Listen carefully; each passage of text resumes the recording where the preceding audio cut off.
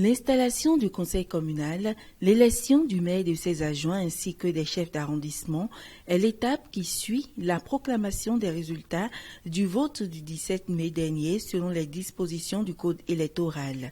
Mais le processus entamé le 28 mai fait face à certains blocages. Les séances qui devraient permettre l'élection de l'exécutif dans certaines communes ont été reportées. Il est dit dans le code que l'élection des maires et leurs adjoints doit se faire au cours de l'installation du conseil communal.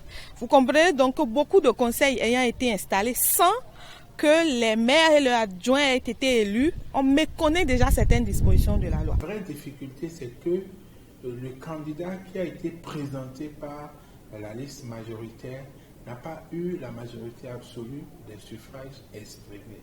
Et donc, ce cas de figure n'est pas prévu par le code. Le code ne dit pas lorsque le candidat présenté par la liste absolument majoritaire est rejeté, ce qu'il faut faire. Donc, il y a une situation de blocage à ce niveau-là. Des blocages qui peuvent se justifier par plusieurs facteurs.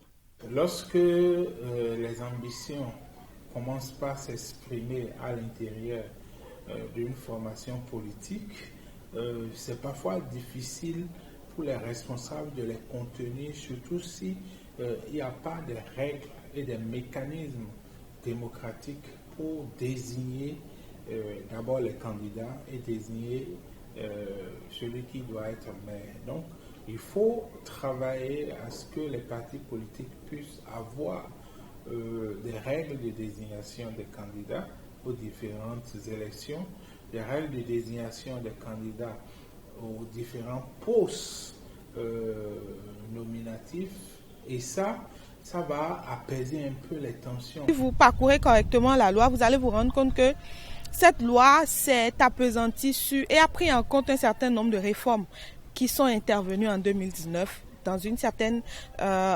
accélération de processus. Et donc, on se pose la question de savoir si c'est dans cet élan de rapidité qu'on a failli à un certain niveau ou pas.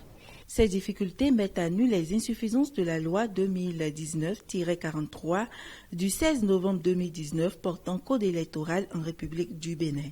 Des insuffisances qui doivent être prises en compte par le législateur afin d'établir des règles précises et sans ambiguïté. Le législateur ne peut pas changer les règles en cours de jeu, mais le législateur, à mon avis, je ne suis pas un professeur agrégé, mais je pense que le législateur peut apporter des explications, des précisions sur les articles 189 et 190 sans pour autant modifier l'esprit du texte qui a servi à commencer le processus électoral. La loi actuelle en vigueur portant code électoral en République du Bénin, cette loi, elle a d'énormes insuffisances. Il va falloir que, si on entend réellement la toucher ou la relire en certaines de ces dispositions, qu'on ne le fasse pas à la hâte, mais qu'on prenne le temps de bien cerner tout ce qu'il y a comme dysfonctionnement ou comme silence de la loi ou les imprécisions qu'il y a afin de faire un travail impeccable. Ce 2 juin, sur l'initiative de 12 députés, le Parlement a démarré en procédure d'urgence l'étude d'une loi pour modifier le code électoral afin de mettre fin au blocage.